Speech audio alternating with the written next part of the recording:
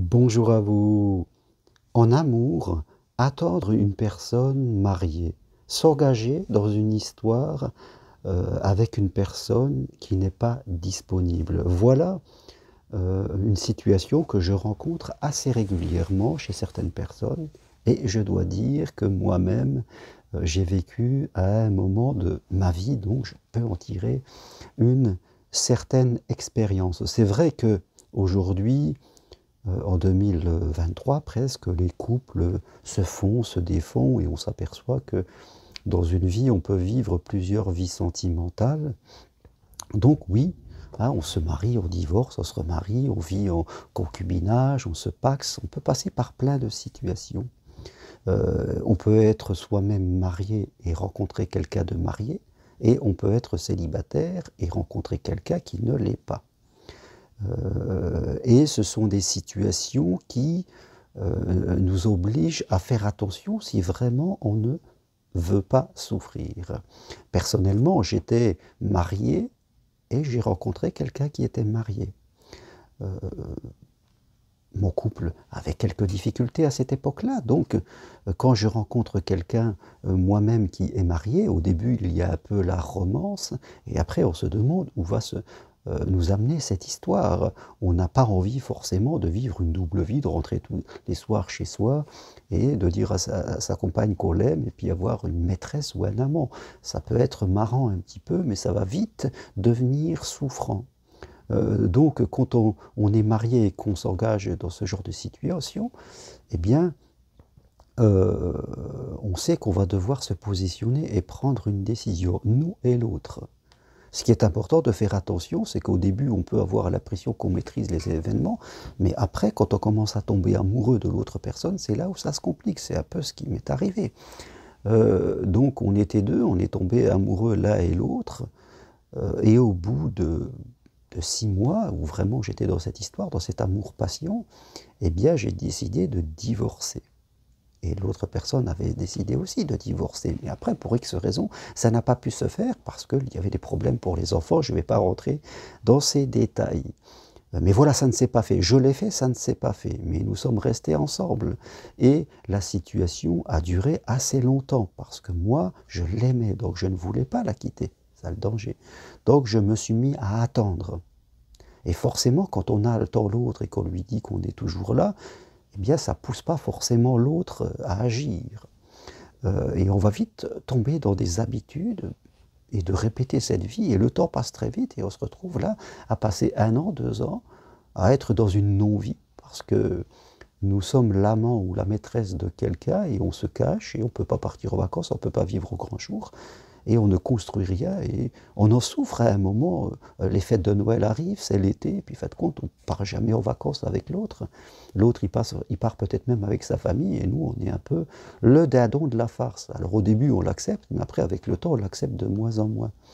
Mais on n'agit pas parce qu'on a peur de perdre l'autre.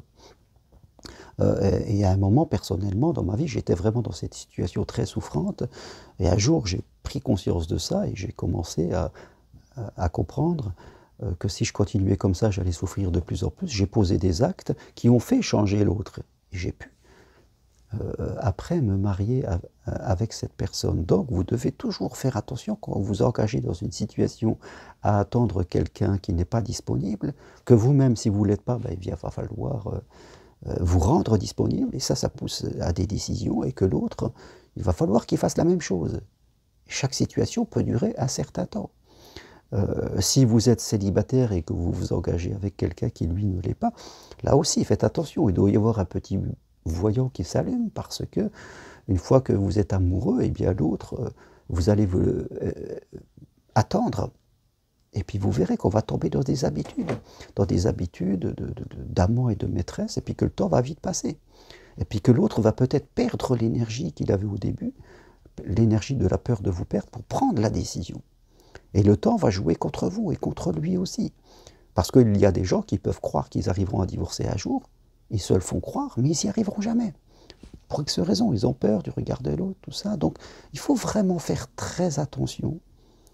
L'idéal, je dirais, s'il peut y avoir un idéal dans cette histoire, c'est que vous commencez une histoire avec quelqu'un qui est marié, qui n'est pas disponible, Eh bien sûr, on peut attendre et on ne va pas faire une injonction à l'autre de quitter tout de suite, mais si au bout de 6, 7 mois, 8 mois, il ne se passe rien, vous rentrez dans des habitudes, c'est là où vraiment vous devez faire attention. On peut laisser un délai à l'autre, entre guillemets, pour qu'il prenne sa décision, mais il doit la prendre. Sinon, vous allez tomber dans des routines et la décision lui aura de plus en plus de mal à la prendre. C'est important.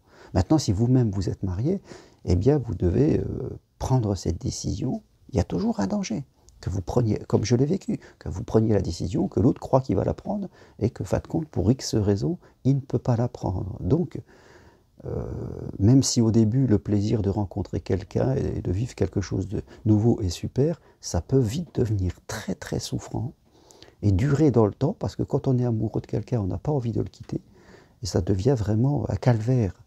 Moi j'étais vraiment très très mal, donc si on peut éviter ce genre de situation, vaut mieux l'éviter. Donc si vous êtes dans cette situation, eh bien faites attention, prenez rendez-vous éventuellement avec moi, on fait le point de où vous en êtes. Il y a des possibilités de s'en sortir, je vous le dis, je m'en suis sorti, je suis là aujourd'hui. Donc on peut aller plus loin ensemble et faire le point. Mais si vous êtes au début de la relation, eh bien faites attention, au début on peut toujours faire demi-tour. Et faites attention à l'autre s'il est capable de prendre la décision. Ou vous-même si vous devez la prendre, si vous êtes capable. Sinon, arrêtez-vous tout de suite tant que vous n'êtes pas encore trop engagé émotionnellement dans cette décision. Parce qu'après, si vous allez plus loin et que vous souffrez, vous en serez aussi responsable. Voilà ce que je voulais partager avec vous aujourd'hui. Si vous voulez aller plus loin, prenez rendez-vous avec moi. C'est possible à distance de chez vous, par Skype, WhatsApp, téléphone. On fait le point de votre situation, ou venez marcher l'année prochaine sur le chemin de Compostelle. Toutes les infos sur mon site germainroncari.com. Si vous aimez cette vidéo, appuyez sur j'aime. Merci, à bientôt.